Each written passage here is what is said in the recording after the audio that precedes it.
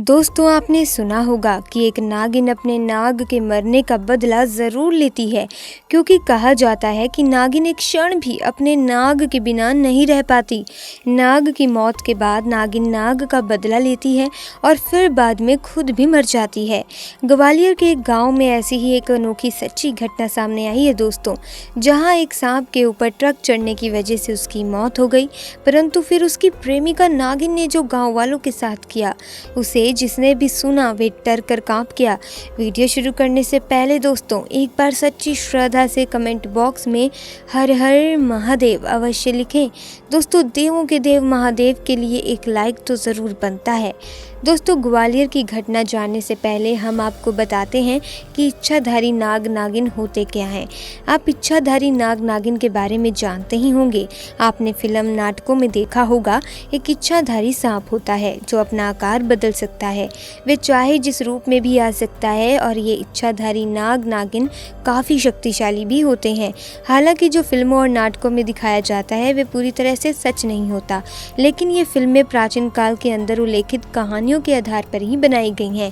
प्राचीन काल के अंदर ऐसी अनेक कहानियां मिलती हैं जिनके अंदर इच्छाधारी नाग और नागिन का उल्लेख मिलता है, लेकिन इच्छाधारी नाग और नागिन को आज तक वैज्ञानिक रूप से साबित नहीं किया जा सका।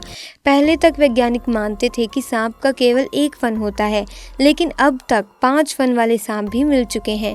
इसके अलावा वैज्ञानिकों को उड़ने वाले सांपों का भी पता चल चुका है। हिंदू धर्म के अंदर नाग की पूजा की जाती है और उसे देवता माना जाता है। कई जगहों पर नागों के मंदिर बने हुए हैं।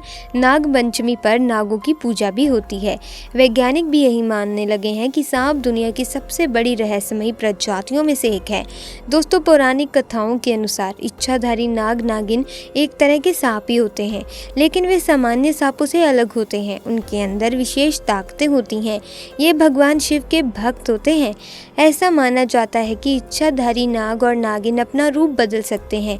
वे किसी का भी रूप ले सकते हैं और अपनी इच्छा अनुसार कुछ भी कर सकते हैं।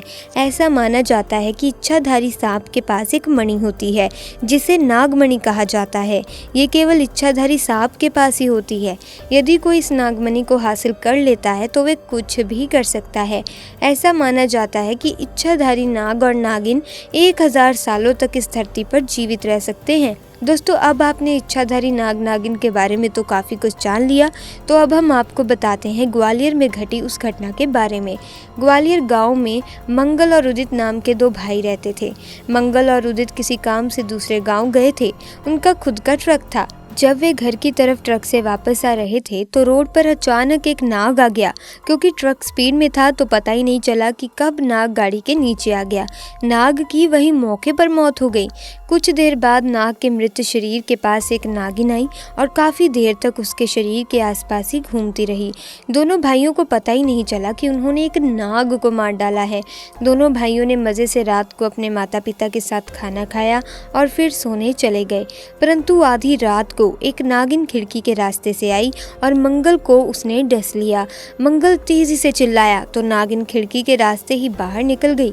मंगल के माता पिता और भाई उदित ने जब मंगल को देखा तो वे बहुत डर गए और रोने लगे। मंगल का पूरा शरीर नीला था और मुंह से झाग निकल रही थी।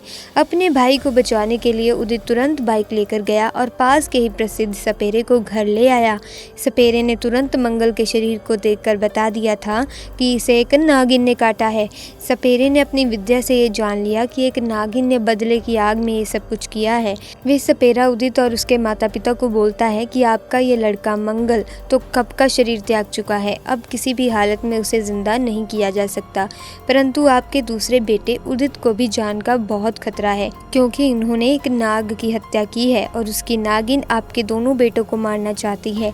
एक को मारने में तो वो सफल हो गई है, पर अब अगर अपने दूसरे बेटे उदित को बचाने के लिए आपने कुछ नहीं किया तो इसके भी प्राण चले जाएंगे। आपको आज ही मेरे साथ अभी शिव मंदिर चलना होगा, क्योंकि नागिन आपके बेटे को मारने के लिए आसपास ही कहीं छुपी होगी और मौके की तलाश में है, और केवल महादेव ही अब आपके बेटे को बचा सकते हैं। ये सब सुन उदित के माता पिता के तो होश ही उड़ गए। अभी एक जवान बेटा मरा और दूसरे बेटे के प्राणों के खतरा। उन्होंने वैसा ही किया जैसा उस सपेरे ने कहा। वे शिव मंदिर पहुंचे। सपेरे ने उदित से कहा कि महामृत्युंजय मृत्युंजय मंत्र का तुम्हें जोर जोर से 108 बार जप करना है तथा खुद उदित के माँ बाप के साथ वे सपेरा मंदिर में ही छुप गया। भगवान शिव की प्रतिमा के सामने उदित महामृत्युंजय मंत्र का जाप जोरों जोरों से करने लगा। तब वहाँ शिव मंदिर पर वह नागिन उदित को मारने आ गई। जैसे ही वो उदित को डसने वाली थी, अचानक बिजली कड़कती है और नागिन के पूरे शरीर में आग लग जाती है और वे भस्म हो जाती है। महादेव शिव ने उदित की जान बचा ली थी दोस्तों। सपेरा और उदित के माँ बाप ये सब कुछ देख रहे थे। जब उदित का 108 महामृत्युंजय मंत्र का जप पूरा हुआ तो उन्होंने उसे सारी घटना सुनाई तो वे हैरान रह गया। वो हैरान था कि उसे भगवान शिव ने उस नागिन से बचाया था। सभी ने महादेव को प्रणाम किया और उदित को एक सबक में मिल गया कि गाड़ी चलाते समय हमें सावधानी ज़रूर रखनी चाहिए कि कहीं हमारी लापरवाही से किसी बेजुबा मासूम की जान न चली जाए। तो दोस्तों, आपको ये घटना कैसी लगी? अपनी राय हमें कमेंट सेक्शन में ज़रूर दीजिएगा।